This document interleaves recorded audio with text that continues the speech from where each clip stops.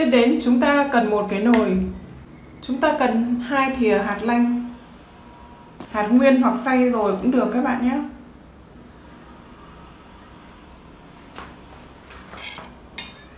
Chúng ta thêm 1 cốc nước.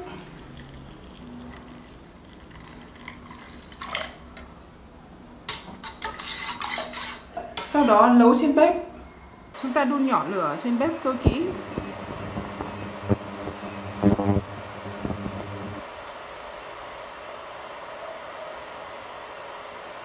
Rồi chúng ta đã có hạt lanh. Bây giờ chúng ta sẽ lọc, chiết xuất nước cốt hạt lanh.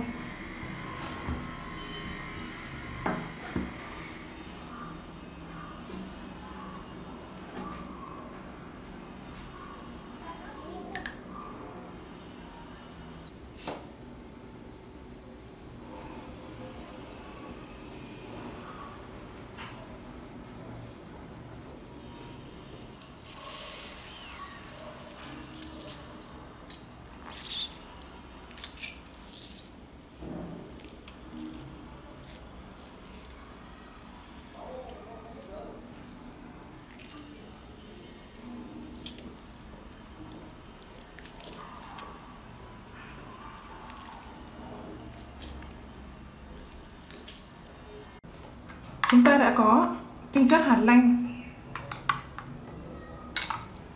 Tiếp theo bây giờ chúng ta cần một cái nồi, 1 cốc nước,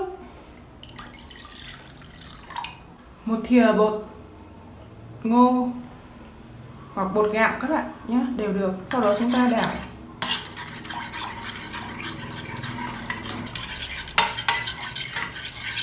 Rồi sau đó chúng ta nấu trên bếp.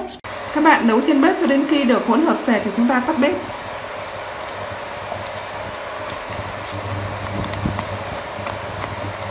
Rồi chúng ta đã có bột gạo. Bây giờ chúng ta sẽ cho bột gạo ra bát.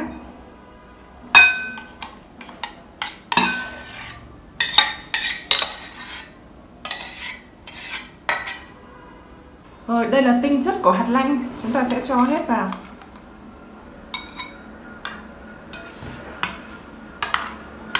Chúng ta cần thêm 1 thìa dầu dừa.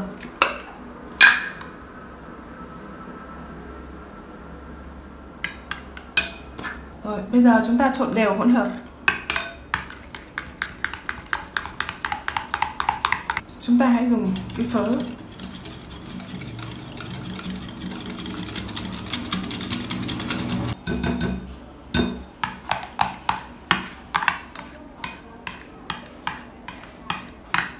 Rồi, vậy là chúng ta đã có một cái hỗn hợp để làm thẳng tóc tự nhiên ở nhà mà không cần phải đến salon.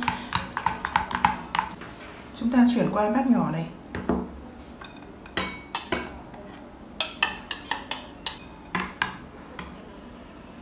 Bây giờ tôi sẽ hướng dẫn cho các bạn cách sử dụng. Thứ nhất là các bạn cần phải gội đầu qua đi, cần gội đầu bằng dầu gội đầu, gội sạch bằng dầu gội đầu của chúng ta. Chúng ta gội bằng nước ấm để cho cái lang tóc nó được mở ra. Rồi sau đấy các bạn thấm khô tóc đi, còn khô khoảng các bạn thấm khô 80% tóc, để lại độ ẩm khoảng 20 đến 25% của tóc. Sau đấy chúng ta dùng hỗn hợp này phủ đều lên tất cả từ da đầu cho đến tóc. Các bạn hãy sử dụng hỗn hợp đấy khi nó còn ấm các bạn nhé. Các bạn đừng để nguội mà hãy sử dụng khi hỗn hợp nó còn ấm. Sau đấy chúng ta xoa đều lên tất cả các lang tóc, chân tóc, ngọn tóc, xoa đầu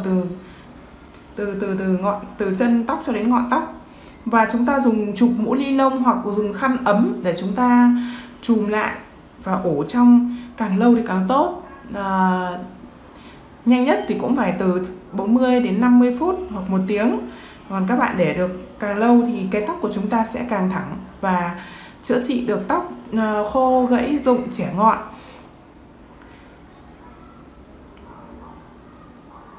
Các bạn sử dụng công thức này đều đặn 1 tuần 3 lần để chúng ta có mái tóc thẳng mượt, không khô, không gãy rụng và kích thích mọc tóc rất hiệu quả các bạn ạ.